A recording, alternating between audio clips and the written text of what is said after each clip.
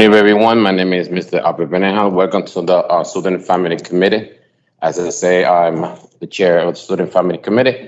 I'd like to welcome my committee members, Ms. Bobby Brown, and as a board member, I attended Mr. Joe Tuckler is online over here, and the staff, Mr. Plana, thank you so much. And for the first time after almost for 2 years, be chair of the Student Family. It's an honor and welcome, Mr. Testani. Thank you for being in my committee. I appreciate that. And well, of course, my staff, staff of Ms. Russia and Ms. Lynn and other people. Thank you so much, and thank you for. Chair, I want to say something. It's an honor to be here.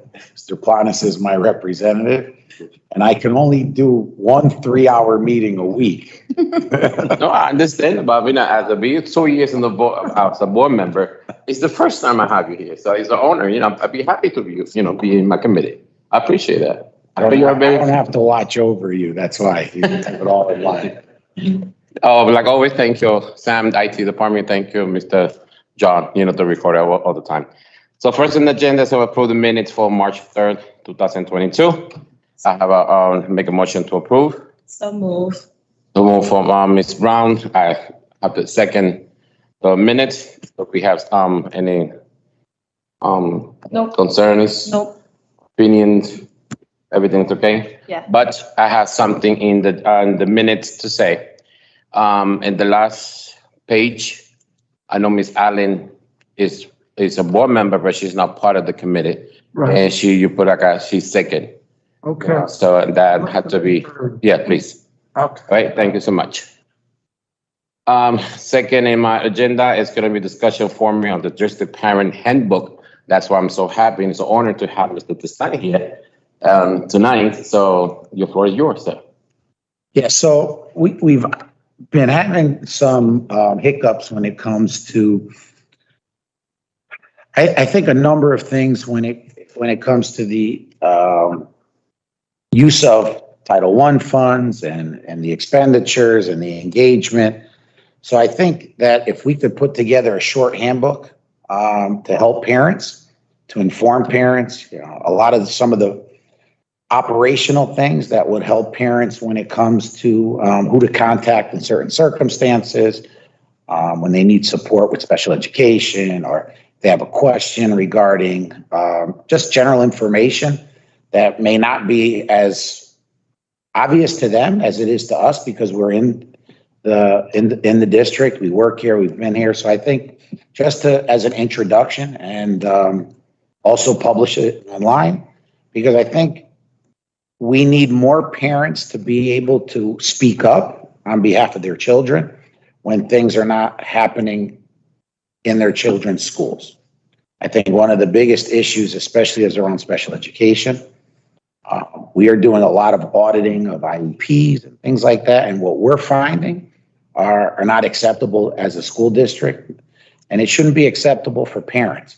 So to be able to give them the opportunity to have information available to them when something doesn't look right or something that they want to question, to hold our staff accountable, I think is going to be important. So if we can put together a small committee, do a little bit of digging around, not only Connecticut, but other states to see if there's a guide that we can start from, but put together a parent. We have a student handbook that we approve.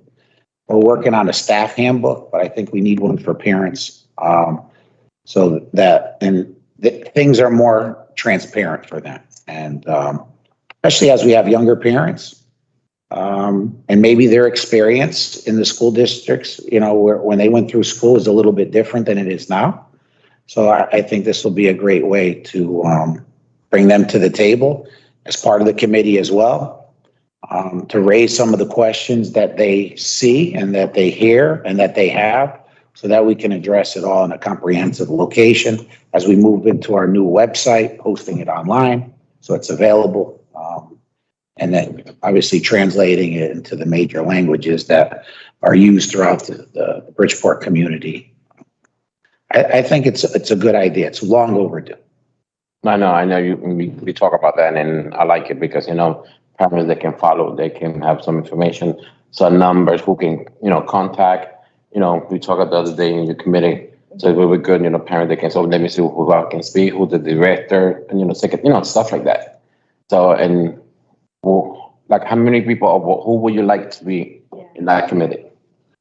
I mean, anybody from the board that would like to participate. I think obviously we need some parents that, I think Mr. Resto, I see him sitting here, would be a great person to contribute, especially with his many years of advocacy for parents and children of special needs.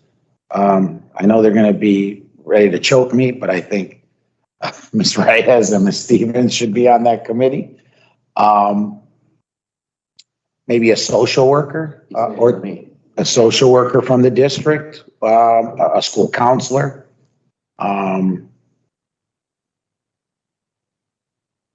We could get an administrator as well, but I really want to get some parents involved so that the questions that they have and maybe they haven't been able to ask, or some of the things that maybe with their first child, the mistakes they made, but now they've learned and they understand more so that they can contribute as well.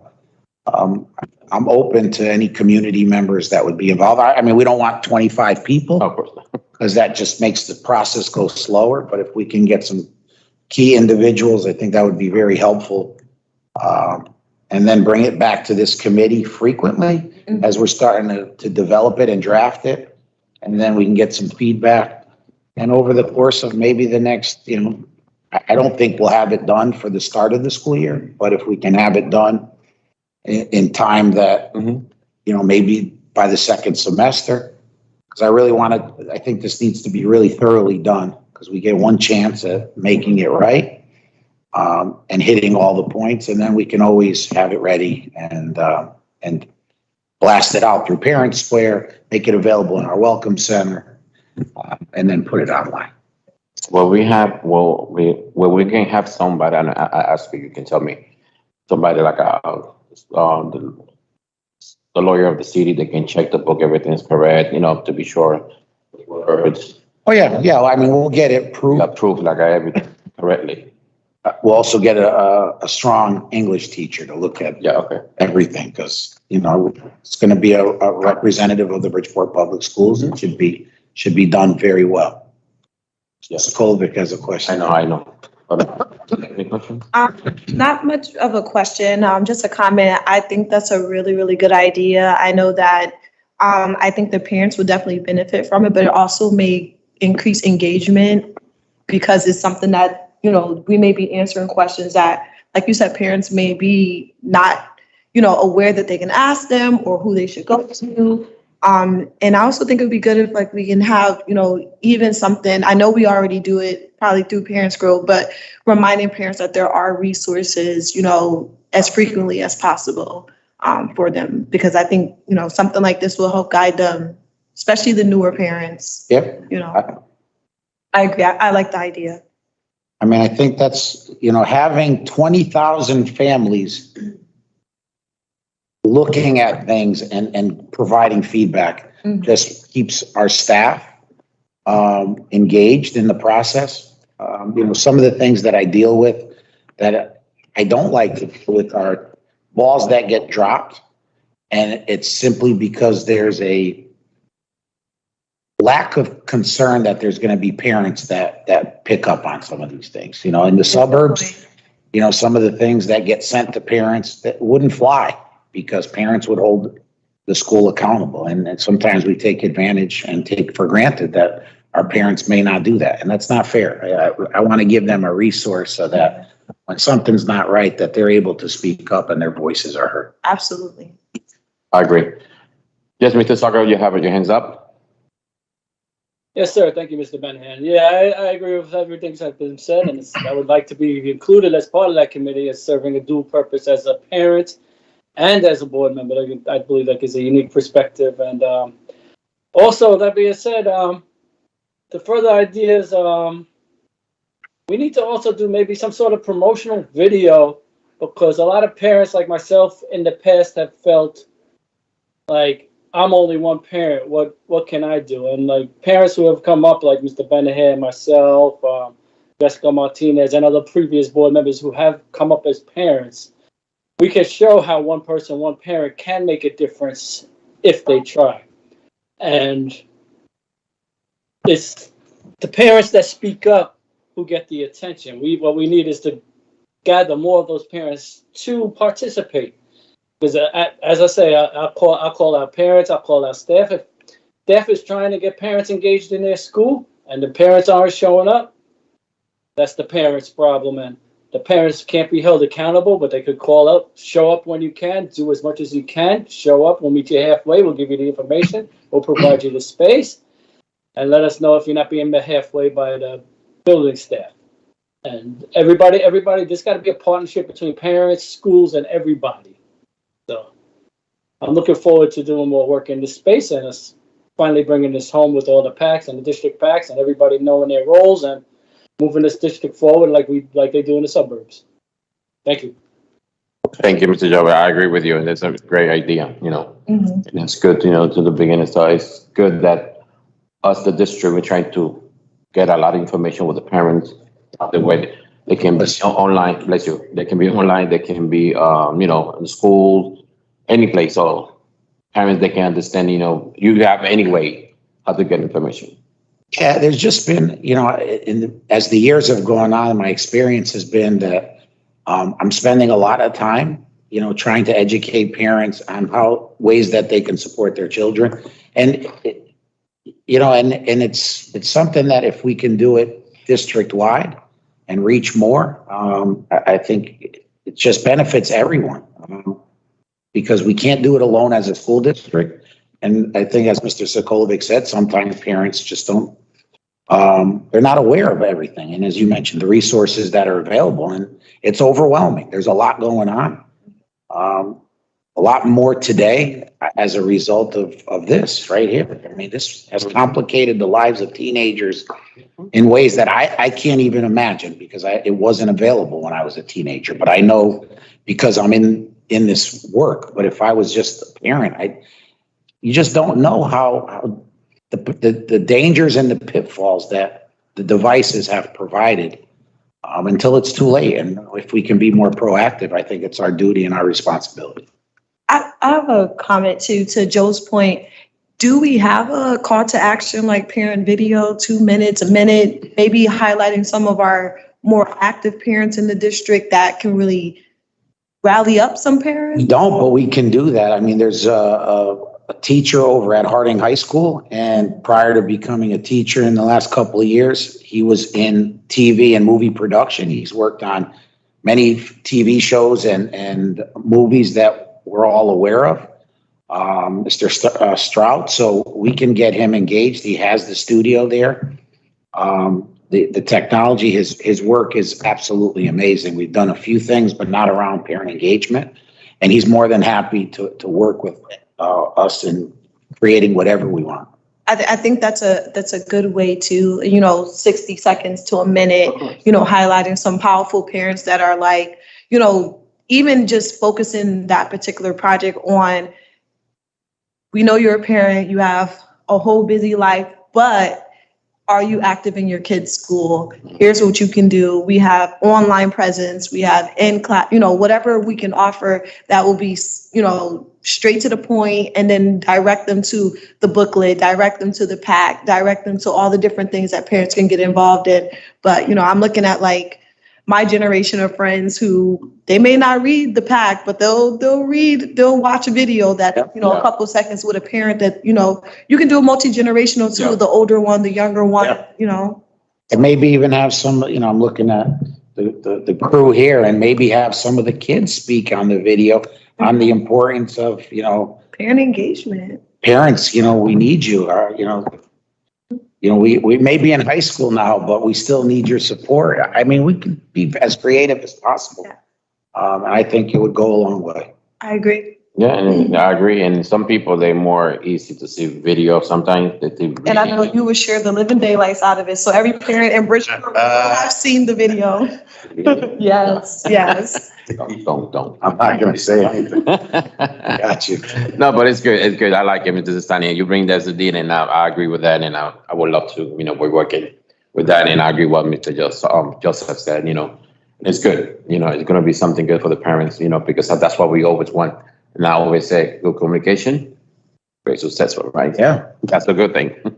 I think a few teachers on this would be great too. Of course, yeah. The frustration that sometimes teachers feel when they keep reaching out and engaging parents. And some of them do a great job at engaging parents. Yeah. And they use a lot of strategies. They do it at night, they do it on their own time. And if we can get their input on what they find to be the most successful way to engage their families. No, I know staff, we have staff, they're amazing. There's a weekend, they contact the parents, listen, you have to come over here, I need you over here, they do it. They don't have to, but they do it because they enjoy, they like it, they want the best thing for the kids. Some of them go to homes and they go above and beyond. So not asking that everybody needs to do that. Yeah. They need to do something. And I think it's good too that we have staff that are parents, so they get it on both ends. So not only do they have to show up for other people's kids, but they also have kids at the end of the day too. So, speak to that too, like, we're not just, superheroes during the day from 8:30 to 4:30. We have to be superheroes in our own home too, for our kids. So, it takes everybody. I agree. Thank you, Mrs. Tan, I appreciate that. Do you have anything more to say, Ms. Brown? No. Mr. Joseph, you have something else to say? No, thank you. I'm good.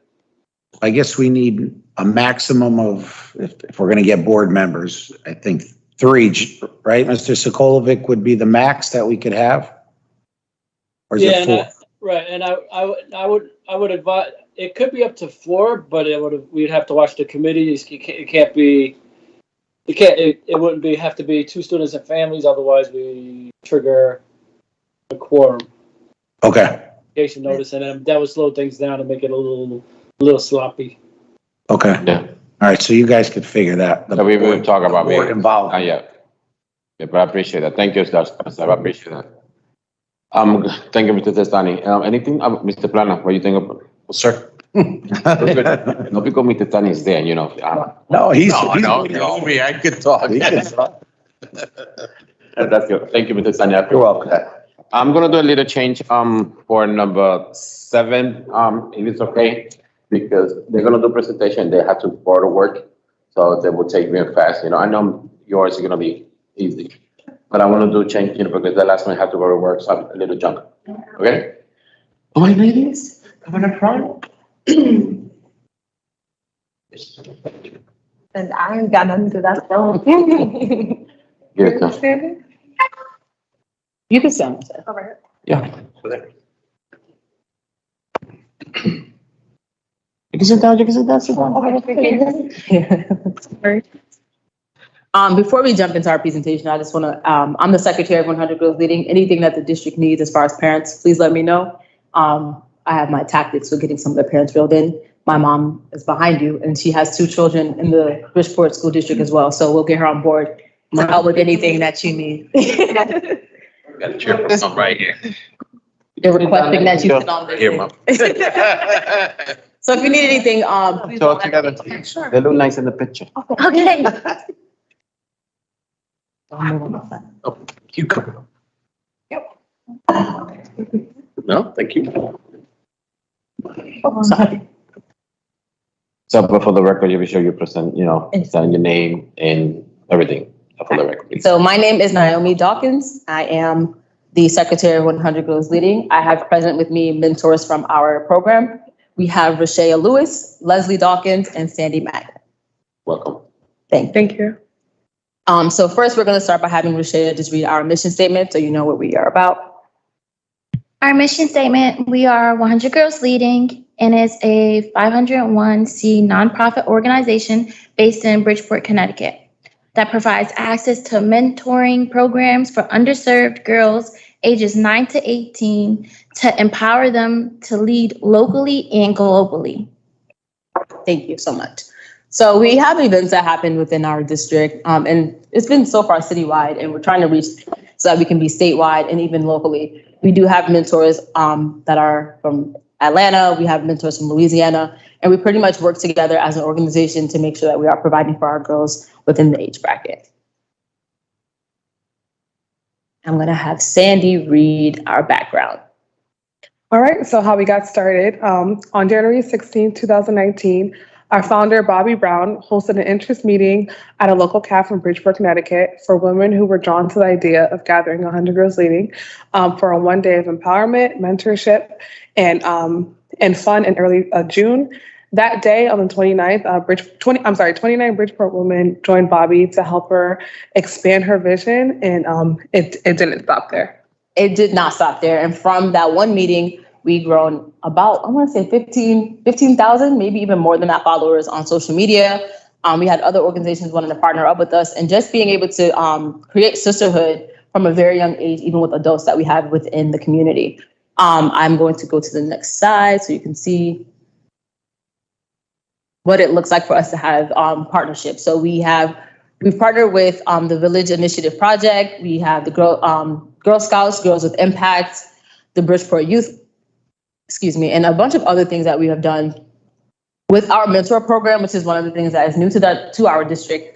We've adopted Hardin, their girls that need mentorship, that need resourcing, and just a little bit of guidance to help them get through those next few years. The plan is to start in Hardin and obviously to have enough mentors so that we have some in each school.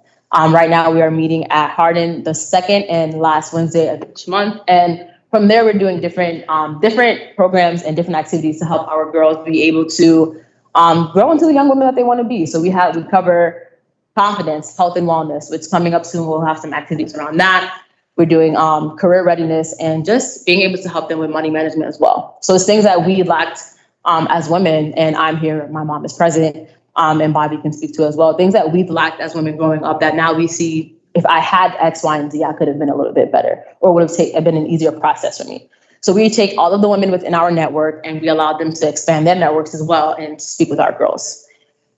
We have a couple of events coming up. So one of the events that we are pushing right now is our fundraiser, which shout out to Superintendent Testani for getting this started for us. So we're going to be selling tickets. It's $100 per ticket. And this is to be able to have funding for our girls so we can continue to move forward with things. So if people cannot be there, we're asking that you make a donation of some sort, or even if you want to buy a ticket and you're not able to be there, please sponsor a girl. A lot of the times, and I know other people can speak of it, when you're a young person going to fundraisers for youth, the youth is never present. And it's very important that we get our young people involved, especially at the age that they are in high school. Some of them are seniors and they're going to college. They need to know how to advocate for themselves. They need to be able to advocate for their community and programming and resources. And they have to start learning it here at home. One thing, especially for myself, when I started going to college, there was a lot that I needed to learn that if I would have learned from my community, I would have been able to back myself up 100%. And these type of events that we're putting together will definitely help them with that. Great. And then we just have just pictures of our other workshops that we've done. I know the lady in the middle. This great lady right here. Soon we hope to be doing our girls' tours. I know COVID has played a big part in why those have been halted. But soon we want to be back in the schools and being able to talk to those girls on a one-on-one basis, and not just at Hardin High School, at Barnum, at Tisdale, at Curiel, and all those other schools. So that's something that we want to get back into. If anyone is interested in being involved, let me throw that up for you. You can go to our website, which is www.100girlsleadinginc.org, and you can go to get involved, and it'll show you how you can become a mentor or have your children or any other girl that you know become a mentee. And it's just an application here. 9 times out of 10, once you do this application, I will be the person that will be interviewing you. I don't interview hard. I'm actually a pretty cool person to interview with, but I'll be reaching out to you once you do that aspect of things, and then we'll move forward from there. Does anyone have any questions? I have a question. When you said people like to be involved, let's say I want to be involved. I want to be part. Do you do a background check? The person, so that because they're going to be there with us, students. If you want to be involved face to face, absolutely. No one is allowed, and our mentors just went through this. We had to go through a background check. Miss Faith she's one of our board members and one of the people that help with the program. Background checks, fingerprinting, whatever she felt is necessary for that. But everyone that wants to be in What's her person. name? Miss Faith. Miss Villegas? Yes. Oh yeah, of course. So it's like she's one of our board members, so she helps with that aspect of things. Everyone has to go through that aspect of a training. If you're planning on being a mentor, you have to go through the mentor training, which is also conducted by Miss Faith and myself. We don't allow anyone to interact with our girls without the proper training and the proper skill set. So if you could just speak on, our mentors paid, or how are they involved? Is this a opportunity for people that are in the community that can participate? So talk a little bit about that. Yes, so it is not a paid mentor position, which I think it makes it for the girls interacting with the mentors. These people are doing this for free. They don't get paid. I have one mentor who was there. She works 12-hour shifts, and then she comes and she sits there for an hour and a half with the girl, and she doesn't get paid for it. It's just a passion and a drive to make a difference in our community. A lot of these women, if they're not in person, we do have, like I said, virtual mentors. Some of them can't be at every meeting that we have due to work and stuff like that. So what they are doing is sending resourcing, sending backpacks. We have a woman who donated leggings for our girls, for our younger girls. Maybe when, if someone's house caught on fire or something like that, just people being able to give resources when necessary. That's one way that they get involved. Some people also, they don't have money to give us, but they have a building for us to use. So we'll plan an event at their building.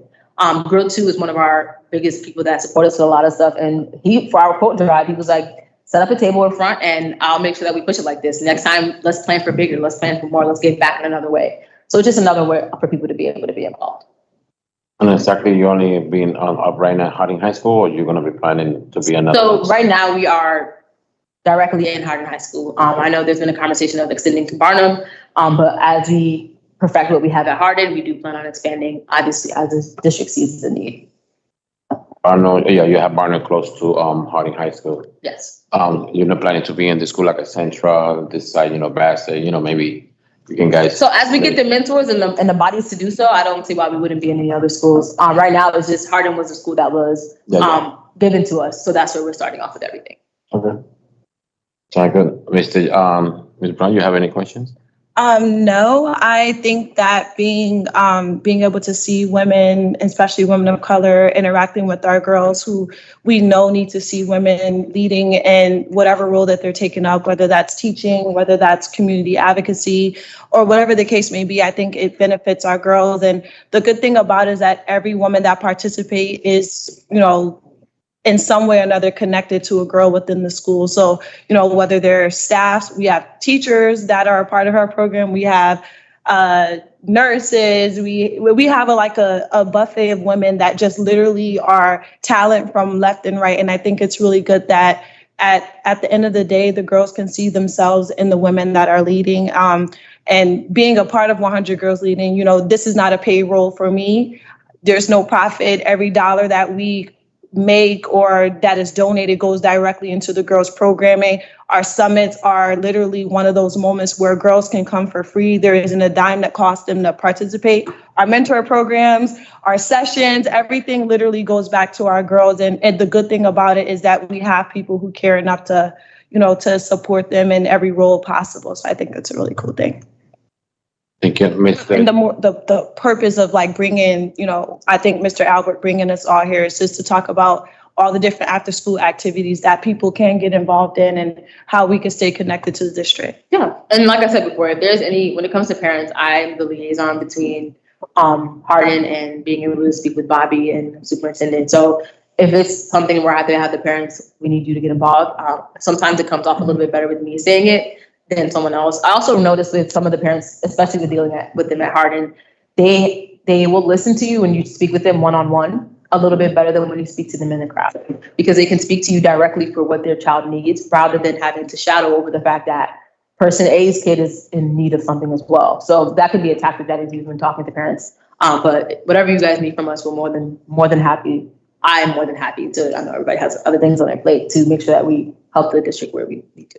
And the good thing is that we got young girls that sometimes they're afraid to talk with somebody adult or something like that. And when you guys like John, teenagers, stuff like that, maybe they can understand you more. They're free to talk, like you say, one by one. You have some resources, you can help them and stuff like that. And that's good, because that's what we need, people, they can know where exactly to go to speak. Doesn't matter where you come from, what language, what country, what race, nothing like that. They know you guys are there for them. Right. And we just had an event 2 weeks ago, and a girl she was afraid to say her name. And I had to it was maybe 20 girls in there, and I had to get on the ground next to her and tell these people your name. Mm-hmm. And throughout, I'm I'm going to call back on you, and having to look at her what's your name? I'm looking for you. I'm waiting for you. What's your name?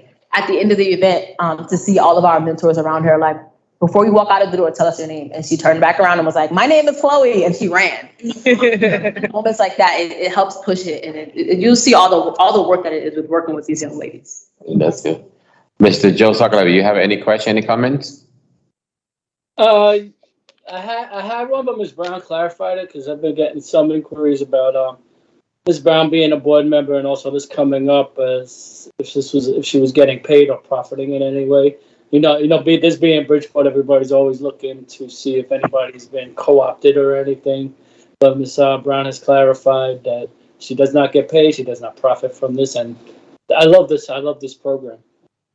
It's pretty awesome. We need somebody to get 100 boys leading next. We just talking about that. Talking about that, and the plan is to once we get some men that can hold it down and be consistent when it comes to this, then I'm right there backing you guys up as well.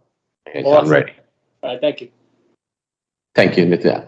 I just want to hear your experience, how you feel, each one, especially. About 100 Girls Leading? Beverage graduate. She actually went to Central. Yeah, I'm alumni to Central. I graduated 2012. Dr. Johnson was actually the principal at the time when I graduated. And the whole time I was walking here, I'm taking pictures like, wow, this wasn't here. So just like the architecture, the extra safety, like seeing the police officer outside.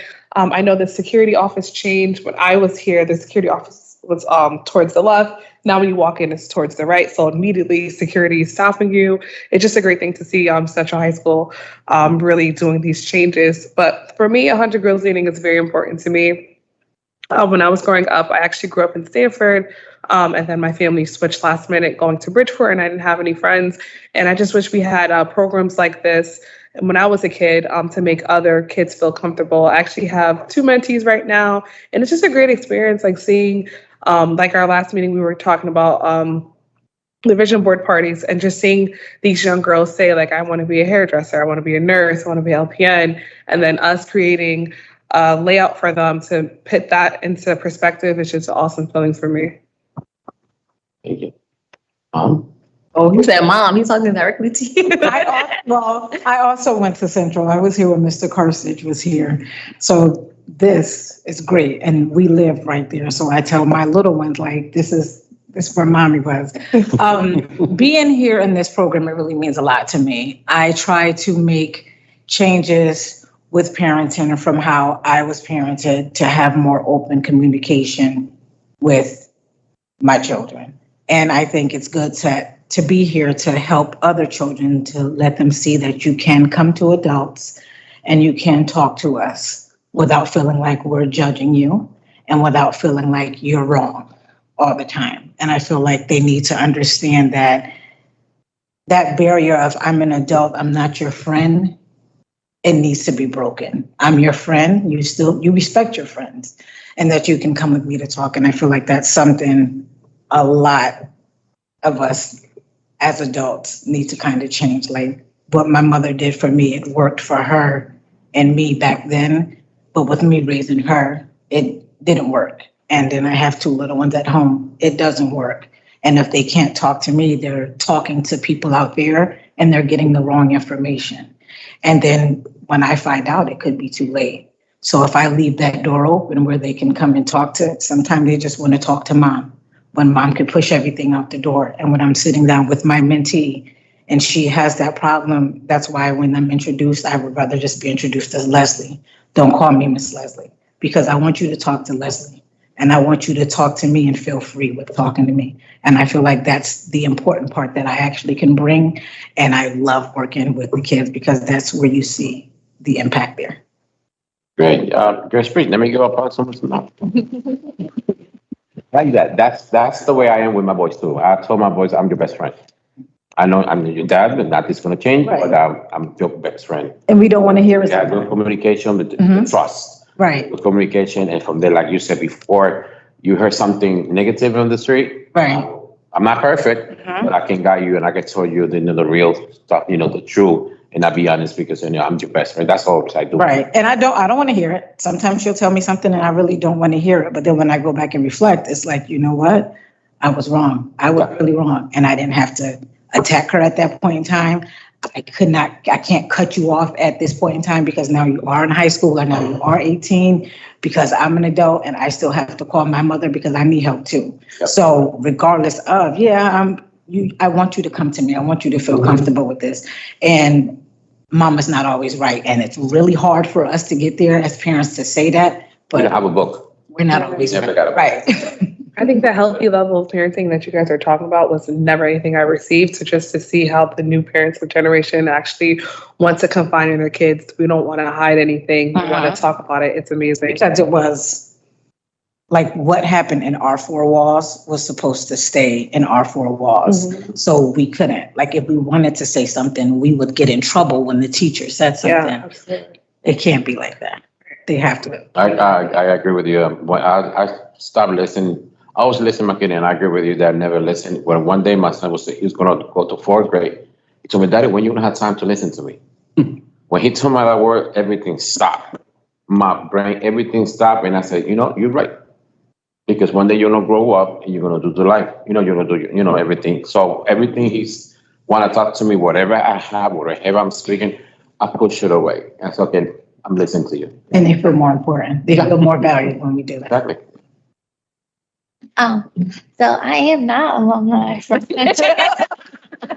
I went to Willard Haven, but I feel like this program, I wish I had it when I was in high school or when I was growing up because I was a mover. I moved to every city, but I was born in Bridgeport. So when I came back here, I was like, I wish I had someone to talk to because I grew up with a single parent. So my mom was always my rock, but like sometimes my mom is my dad too. So it's like I didn't have anyone and I'm the only child. So I never got the ability to talk to or to feel like I'm open with other females because I didn't have anyone there to guide me or to lead me because my mom didn't go to college, but she sent me to VIP so I can understand what the life is outside of being in Bridgeport and being more open. And I feel like this mentorship will help other girls because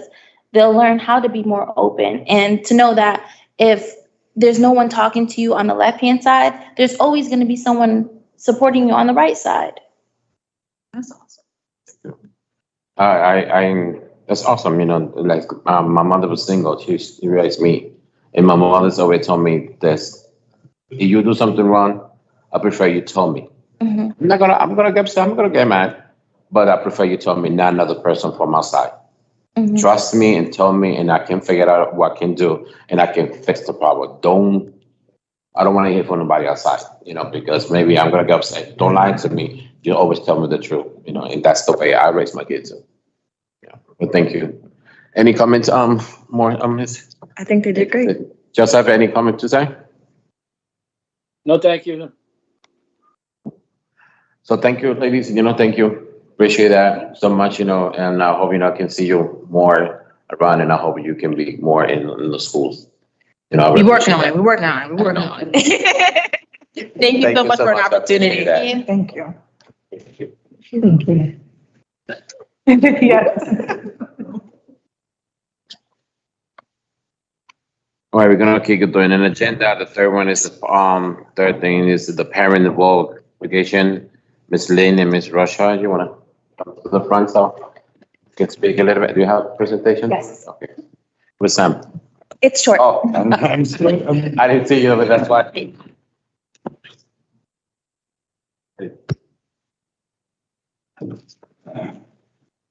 The floor is yours, Miss Russia.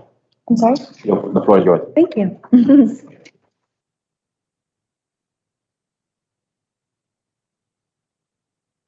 So this is just our update on the parent involvement budget, which I think is very positive. So I left the last one from when we met 2 weeks ago. Okay. Just so you could see the growth in the past 2 weeks. Okay. I'm like, I'm present.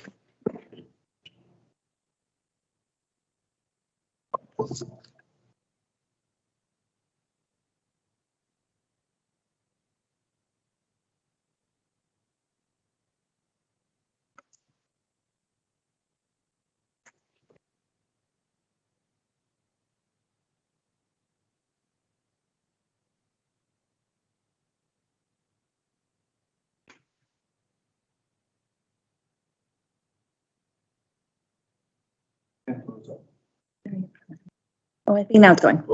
Yep. All right, so I know it's small on the screen, but that's why if you have the printed copy, it's a little bit easier. So we were on 3-1, we were at 56% total average percent used for all elementary and middle schools. And now as of 3/15, we're up to 74, if we want to round it up, 74% spent for all middle school and elementary schools. So, in those 2 weeks, it's a pretty significant increase. Yeah. It's not where we want to be, but it's the biggest jump I think we've done in such a short period of time. And I think the kind of spring planning has really kicked in. And Lynn has been working really hard, reaching out to individual PTSO and PAC leaders to help them with the planning. And I think that is showing, some impact here. And then for the high school, same thing. This is from 3/1 to 3/15. So it went from 45% to 61%. So, and then I included in that packet, and so this is the same one that I've shown before, the benchmarks. We want to be at 90% right now. But I think if we continue with the trend that we're seeing right now with the increase in orders being placed, I think we're going to be in a good place for our April 1st deadline. First or April 14th? April 1st. April 1st is when all of the orders have to be submitted by. Okay. Other than personnel, other than if, anyone. I thought it was April 14th. We were thinking April 14th was the deadline. I don't know. I'm just. Yeah, I can double check just to be sure. Okay. Absolutely. I know. I remember it was April 1st, but I don't know, Ms. Siegel, maybe I'm wrong. Check it, maybe April 14th. So. Yeah, I know she did extend it one other year. Maybe it was last year. So that might be something like that. But as far as I know, it's April 1st, but I will definitely double check. Okay. And then I just included in the packet, Mr. Benahan, for a year reference, all of the March orders, just so you could have, what the orders were, the vendors and all of that information from the last time we met. Yeah. Yep. Yeah, I was checking. I was checking a lot of orders. I was checking who's the vendors, stuff like that, because like I said, confused that they vendors. We got vendors. They don't look like they educate for the parent. The last time I always say that, if you're going to do a vendor, be sure that vendors educate. I know you can have buy stuff for, let's see, math night. You have to order supplies. You have to order, stuff like that, for the educated parents. But sometimes when you're see you order stuff, they're not part of educated parents. So I'm confused.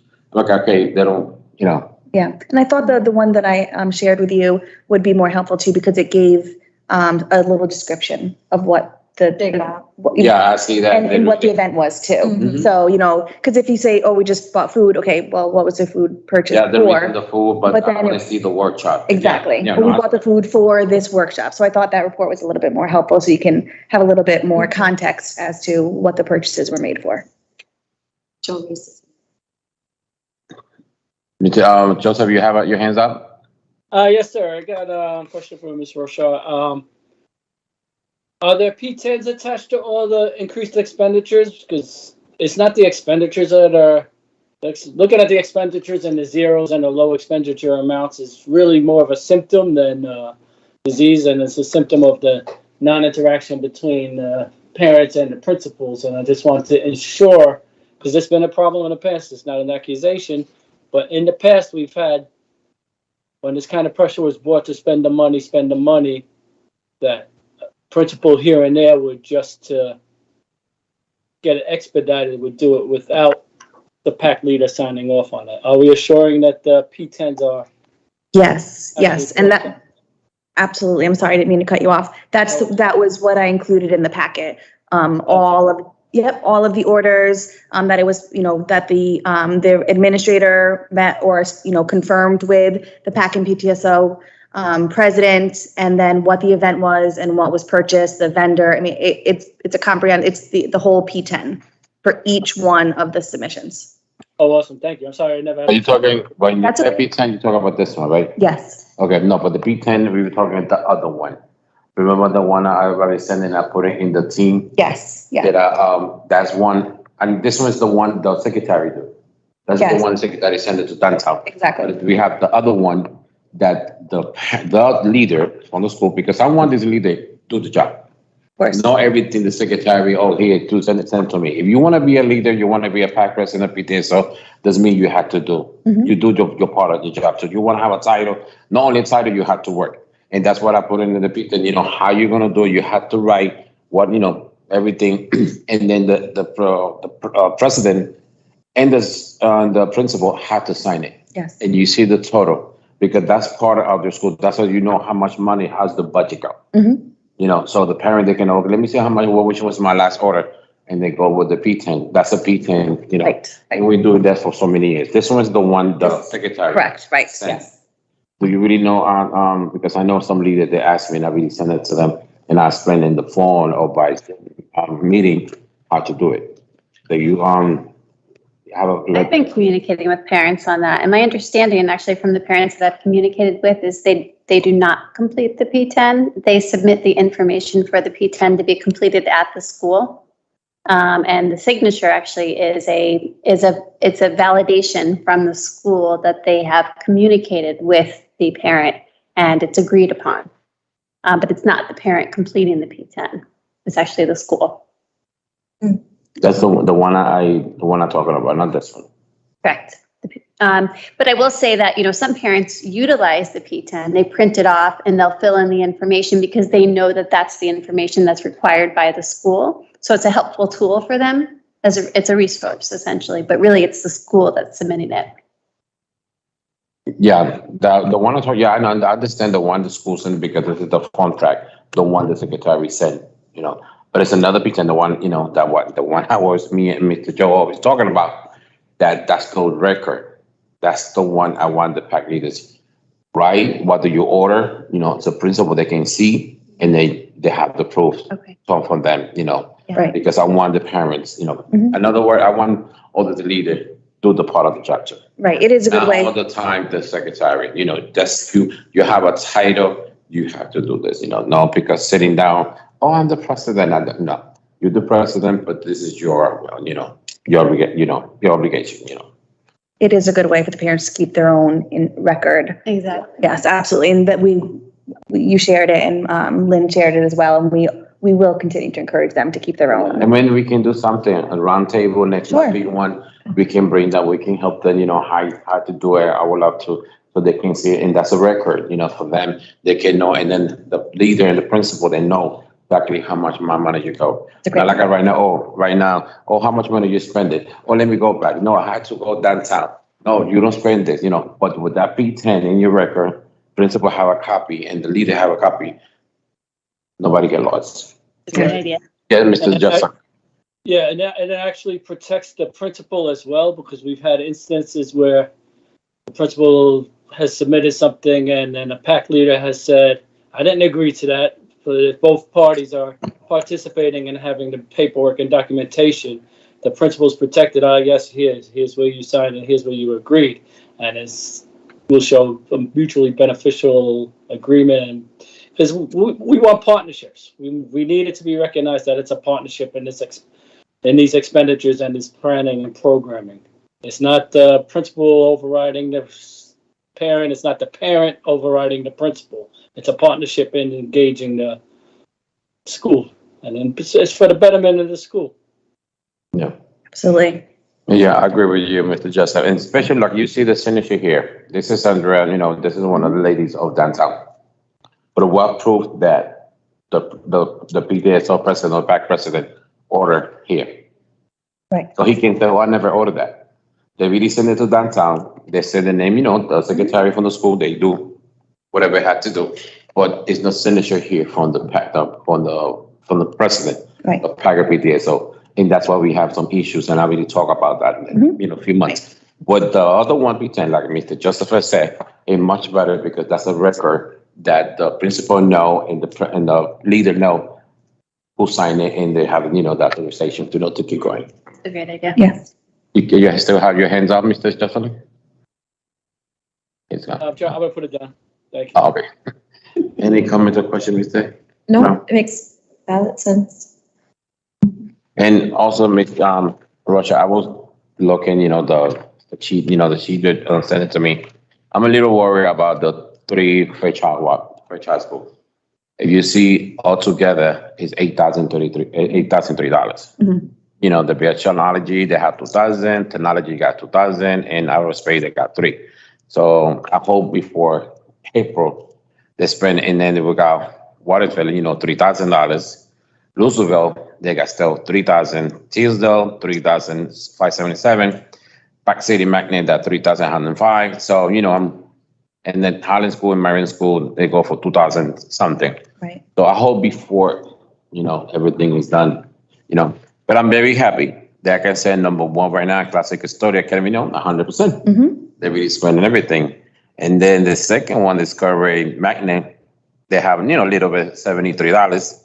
And then Barnoon, they have 386. In Madison School, they have 100. So this is good that they're almost there. I know they're going to spend it, but that's one of the big ones. You know, we have to be, I'm going to be contact. If you want to be contact, we're going to be contact too. So to be sure, listen, guys, you know, the deadline is around the corner. Yes. Be sure you spend it.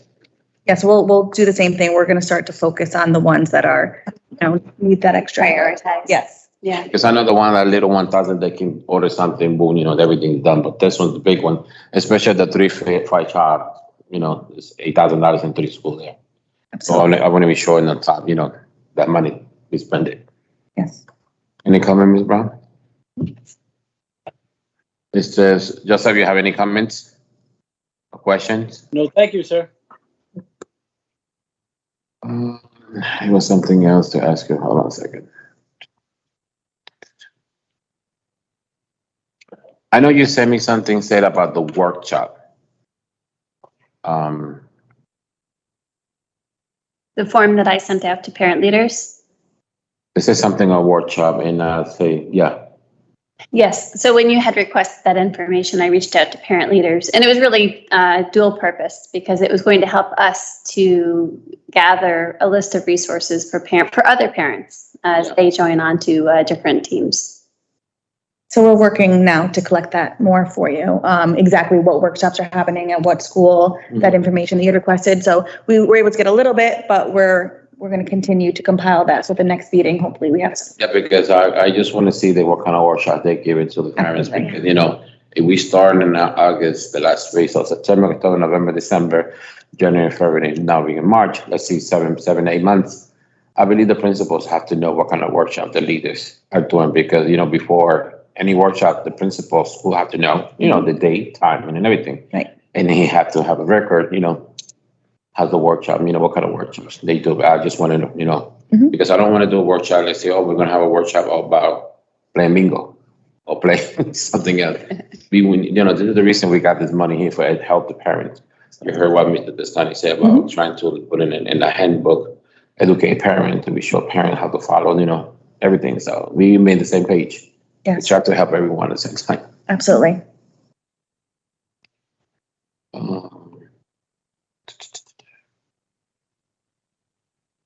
Right, so. Yeah, I believe you know, we cover everything, A, B, and C and everything, right? Yeah. Yep. Okay, any no comments, Mr. Joseph? No, thank you. I'm good. Ms. Brown? No comments. All right, so we're going to the number 4, the Title I book for the parent PTSO leader. I want to talk about that because years back, and I still have it. I didn't have the chance to bring it to you, but I can bring it to you and then around the table. Okay. So parents, it will good to have a Title I book. Title I book, they call. In that book, in that binder, is everything what the leaders are doing in school each month. When they have meetings, you know, the agenda, they have to have an agenda. When they have a meeting, the parent PTSO, at least they have to have 2 or 3 meetings. You know, first one with the executive officers. The second one with with the principal, you know, to talk about what they're gonna do. And the third one is the event, what they're gonna do. So now in that thing, you have the flyer, you have all the information, you have everything there, you know, and then it's good because I remember when the people from Hartford come, and I still remember the first thing they say, what's the Title I book? Let me see, what do you do? You know, and from there you can follow, you can see nobody, oh, you're not doing nothing. I say, no, I got the book. It's a big book. And then there's for the 10 months. Each month you have something you put in a binder, and that's what's called the Title I book. That will be good Because if you, any school, any principals or any teachers or any parents, let me see what you did the last month. I said, oh, yeah, the book is here. And I would like to bring that back. Because I spoke with some other leaders and they said, well, we're happy to have that. Sounds good. We can work on it. So maybe in the next round table, I can bring you what I have in the basics. So you can see, you know, and people that have an idea. And from that book, you can follow, you know. I know you had a lot of things to do, you know, and that's not my fault. But it will go because from there they can follow. And then I'm working for the district pack, you know, so it will be more easy for you guys or whatever question or whatever happened. All these people go straight to the district pack. So Sounds good. It will not be easy, but I do my best I can. So I believe, you know, that's it. So it was short. Great. All right. Good. So then I appreciate that. So in the next month, you know, I was in an event. So we can talk about the workshops. Perfect. I like to know the workshops, and, you know, and I hope next month, you know, these people spend the money. So we got a few weeks. I have a question. Is it possible that maybe even from the committee level that we can probably, I know the parents have like the full control, but like if they're running out of ideas, maybe we could come together, Mr. Benahan, and, you know, maybe jot down some really, you know, workshops that they could probably, you know, either do. We may not know who can do them, but like workshop topics Absolutely. that can help. Definitely. And I think by what we're doing to compile them, we'll be able to create a little resource guide to share ideas. So absolutely. Yeah, so maybe what we can do is at the next meeting, maybe we'll come back and like have like a list of like, you know, maybe 5 or, you know, maybe 10 workshops, that they could, maybe 10 workshop topics. And then they can see about how they can implement those different topics. So they'll have like a guide. And we did this, then even told me, and I just remember, you know, we don't have the chance to do it this meeting, but next month in April, bring the principal or the leader. Oh, okay. We like to have the principal or the pack leader, you know, few to see, you know, the good one, and then, you know, maybe the other one, how they work together, so they can give us the other ones, how they work, how to do the P10, how to do the actual plan, so they can have a little idea. Sounds good. I believe you heard that, right, Mr. Joseph? Sir. About bring the principal with the leader? Yes. Yeah. Coming to this, anyone to work with that, he's gonna call for, you know, few leaders will review, you know, they come and we talk about that. And I'm gonna do the agenda short because I want to hear about each one, so it's not gonna be long. Okay. Sounds good. Thank you. Anything to say? No. Anything to say, Mr. Joe? Joe say? Well said. Thank you. All right. Great. So thank you so much. Absolutely. Thank you. Of Of course. Fast. All right, next in the agenda, we have the discussion possible approval for health food certification, HFSC, for school year 2022-2023. Mr. Gary, can you please come forward? How are you, sir? Good to see you again. Good evening. Plants, How are you? Thank you. Ron? Hi, how are you? The floor is yours, sir. So I'm here to request from the Student and Families Committee discussion and possible adoption of healthy food certification for the 22-23 school year. This is an annual certification for healthy foods, and healthy food certification by adopting for the district, and this is required by Connecticut state statute for all districts that participate in the National School Lunch Program must vote either yes or no. And I'm requesting or recommending a yes vote. This is what we've been participating in since the inception of healthy food certification. And what this requires the district to do is to only sell to students foods that meet the definition of healthy foods as determined by the state of Connecticut. So they have a published list of all the items that are allowed to be sold a la carte in the high schools. And we sell only a la carte in the high schools. There's no sales in the kindergarten through grade 8 schools at this point in time. That includes vending machines, If there's a yes vote on this recommendation, then you have to vote for food exemptions and beverage exemptions.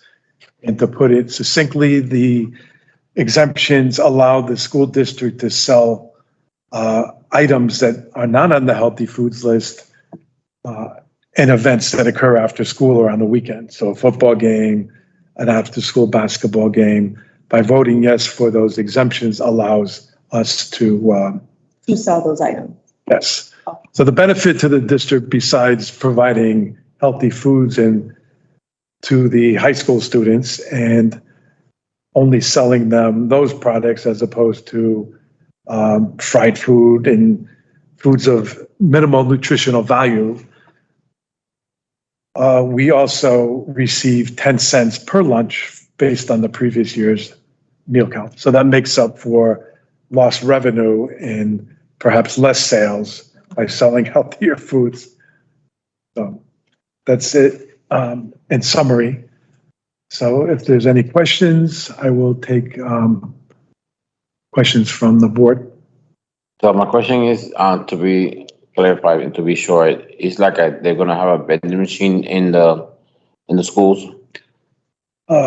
Most of the schools have vending machines, but they're not accessible by students. Okay, So whatever is in there is usually water. water and, say water. Yeah, Other and it's for the faculty in the schools. Yeah, I know the teachers have the teaching lunch, this different. And it's supposed to be inaccessible to the students attending that school. Yeah. They're trying to do something for the students. I'm not confused. They're trying to do a machine for the students so the students can buy it. No. This pertains to the foods and beverages that we sell on a daily basis during the school year in the high schools. Yeah. Okay. So each high school has a snack bar and students during the lunch period, besides the offerings that we have, also have the opportunity to purchase items. Yeah, no, the purchase, like I can give example like a basket. They have a bar, they can buy, stuff like that for the kid, healthy. Right. And what we offer them for sale has to meet the requirements of the healthy food certification list, published list. So my question is tonight, you're asking us for a yes to push it to the full board or a yes here and then it gets pushed to the full board? It has to be voted on with specific, strict language To here or to the full board? to the full board. Oh, okay, so you're asking us to push it to the full board? For Yes. Make a Okay, motion to- just want to make sure. Yeah, I want to be sure, Yeah, no, that makes sense. So the vote that I have to submit to the state of Connecticut has to be the full board. I have to submit the approved minutes verbatim with the language they require, which mirrors the state regulations pertaining to this. Okay. Okay. Well, I would make a motion to push this to the full board for a full board vote at our next board meeting. Yeah, I second that, so we can bring it to the full board. All right. And appreciate then, it. if whatever information you can have, send it to the board. I appreciate that, so we can be in the same page and everything you say to us, so we can know. Very good. All right. Thank you so much. Thank you so much, Mr. Gary. It was fast and easy. Okay. Thank you.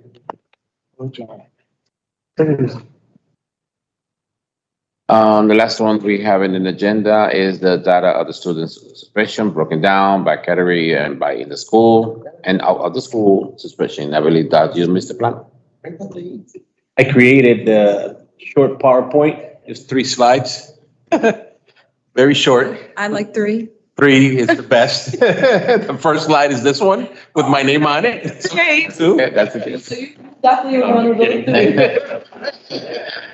those. So I looked at the number, by the way, I just received this data today. So I broke down the numbers because it's hard to kind of tell where we are at in terms of all these numbers. So I basically broke them down. This is the 21-22 data. And I broke them down by the race categories, as well as male and female. So I basically added the categories, and this is what you get. What you see here is the regular is all the occurrences all the occurrences for suspensions, for in-school suspension, for expulsions. And the distinct is how many students are doing so. So if, for example, Tito Planas has 3 suspensions, then in the distinct, I'll be counted as 1 because it's just me. And then in the regular, I'll be counted as 3 because I committed those 3, I had those 3 suspensions. So if you notice, looking at male versus female, overall male versus female, there is about 300 more students male that were suspended than females, roughly about 300. In terms of ISS, you'll notice that number spread is actually bigger. So you're going from 32 for females at the bottom and 91 occurrences for the males.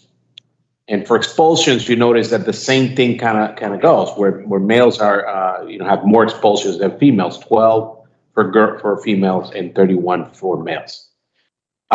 For distinct, you notice that number is actually closer. So about 183 more boys, but still more boys than girls, 400, which actually it's a lot, to be honest with you. We're talking about 900 students that are, out of, we have 19,000 students in our district. So this includes both. And 28 girls, 75 boys. And then for the expulsions, 12 and 31 is actually the same numbers throughout. In terms of race, you notice that although we have more Hispanics in this district, I looked at a racial survey. And a racial survey, to give you the breakdown as of March 1st, there were 56% Hispanic in our district, 9% white, 29.9, which is 30% Black or African American. Asian was 2%, and American Indian or Alaskan Native was 0.5. But you notice that in terms of this data, you notice that we have 430 for African American males and 299 for females, and Hispanic Latino was closely right behind it, 349 and 230. When I look at race, I like to look at the distinct because it gives me a picture of students, how many students are involved per se, and now how many occurrences. Although it's important to know occurrences because if a Hispanic like Tito Planas is committing so many offenses and a lot of people like Tito Planas are committing those offenses, it's also good to note that. But let's look at how many distinct students we have in terms of the race. Notice that, yes, there are more African American or Black students with 282 males, 207 females. And in terms of Hispanic and Latino, we're closely behind that at 249, 171, white 41 and 17 receiving these out of school suspensions. Going to go to the next slide real quick. I broke it down into, I went back and I said, well, let's look at the elementary schools and middle schools, and let's see how that fares. And you'll notice that although the numbers are lower, obviously, because it's a smaller population, you'll notice that those ratios kind of persist. So you see that males have more OSS than females. And you'll notice that the race categories, when you break it down, they resemble the same ratios. And last but not least, I looked at the high schools. And so the same thing prevails, where more boys get OSS versus females. Obviously, 232, 236. Males, 163 females. And if you look at the categories in terms of race, the same ratios prevail. So it's interesting to see that it doesn't matter how you look at it, whether you're looking at a high school or you're looking at a middle school, elementary, K-8 buildings or K-6 buildings, the ratios are still there throughout. And I looked at the ratio, I looked at the breakdown of the data. I started looking at last year's data, but last year's data, because of COVID, it's low. It's very different just because of the fact that we weren't here in school. But I looked at 2019, and the same ratios prevail in 2019. So in looking at distinct schools, I started looking at, different schools and how, these ratios prevail throughout. And in some cases, obviously there's some exceptions to the rules, maybe 3 or 4 schools in the K-8 range, but for the most part, the ratio prevails throughout in terms of race and males versus female. Okay. And you could take a look at each distinct school if you like. I don't really want to point out any direct school, but if you want me to talk about anything in that sense, I would be more than willing to answer any questions. Yeah, I see the difference from, the presentation, but the numbers, it surprised me. And exactly what was that be the next step, to be sure the numbers go down, what we can. Yeah. I mean, we're working on many things, especially on SEL. We're introducing a new curriculum this year. We're doing a lot in terms of circles at the schools, and we're really engaging students and helping students. I love to see, and I didn't make any comment when the girls were here, but I was just speaking to a parent about the power of mentoring and the fact that that this parent didn't think about that as a powerful tool. And many times that's what it takes. It takes for someone who has been through what that student has been through to kind of help that student out. Listen, I was right there. I was in 7th grade one time, and I was thinking like you. I was thinking that no one cared about me, and all of a sudden I joined the 100 girls leadership, right? Is that what it's called? Yeah. 100 girls who lead, and this is where I am now. And so sometimes it takes things like that. So we could do things in the classroom, but I think we need to be more holistic and start thinking out of the box in terms of programs like this, which I love to see the fact, we have kids from Central, we have kids from Bulla Haven, who are Bridgeport people, because a lot of times our students leave And don't come back.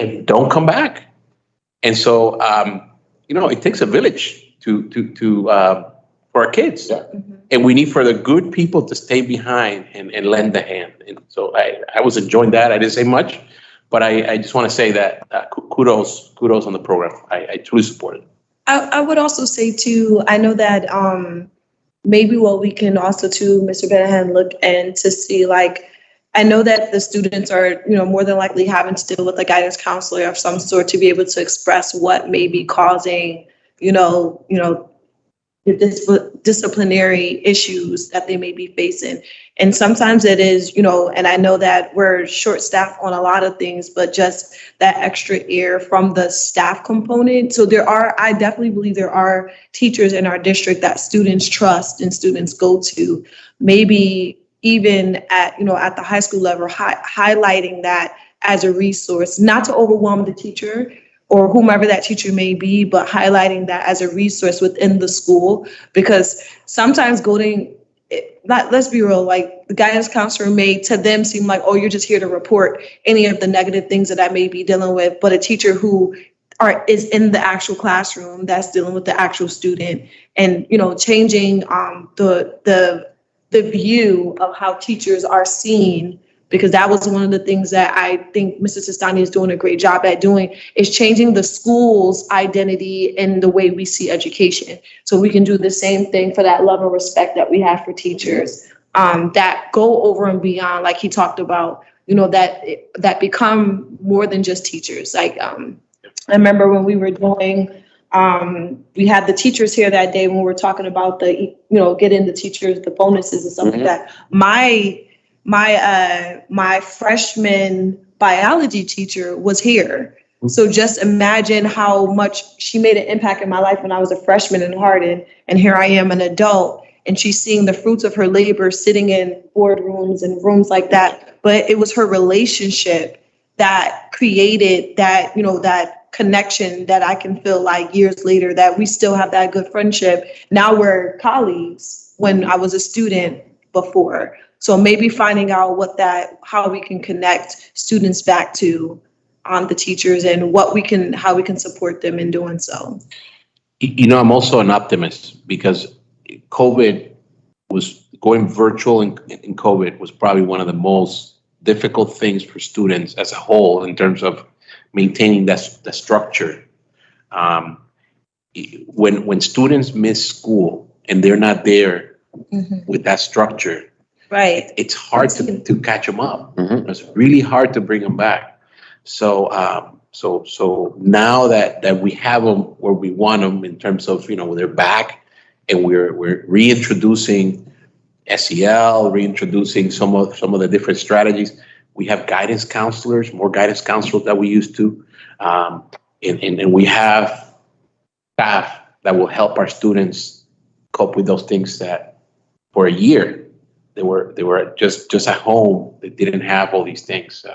That they have available. So it's going to take a little time to get back. I would say a year. It seems like a long time, but in terms of education and structure, it takes time. It takes time, and so I'm an optimist. I think that next year will be better.